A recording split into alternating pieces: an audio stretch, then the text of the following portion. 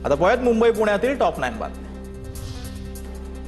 CSMT platform 16 आणि 17च्या विस्तारीकरणाचं काम संत गतीनं सुरू। ब्लॉकची मुदत 13 जून पर्यंत वाढवली, त्यामुळे तेजस एक्सप्रेससह अनेक बाहेरगावच्या गाड्या दादरपर्यंतच थांबणार।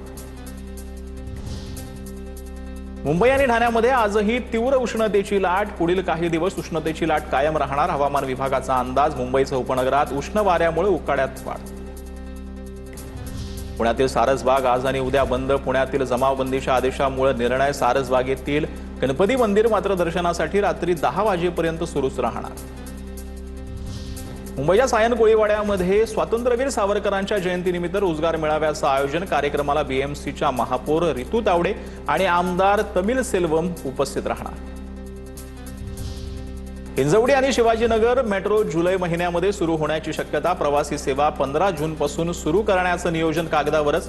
तिसऱ्या मेट्रो मार्गिकेचं 95% काम पूर्ण। पुण्याच्या जेएम रोडवरील खाऊ गल्ली रात्री 10 वाजल्यानंतर बंद करण्याच्या पोलिसांच्या निर्णयावर विक्रेत्यांची नाराजी। पुणे पोलिसांच्या निर्णयामुळे व्यवसायावर परिणाम होत असल्याचं विक्रेत्याचं मत।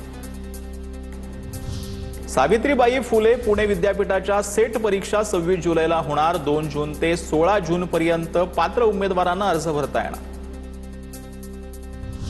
पुण्याच्या भोरमधील भाटघर धरण पाणी पातळी घटली। धरणामध्ये केवळ 6% पाणीसाठा राहिल्याने पांडवकालीन काबरेश्वर मंदिर पाण्याबाहेर।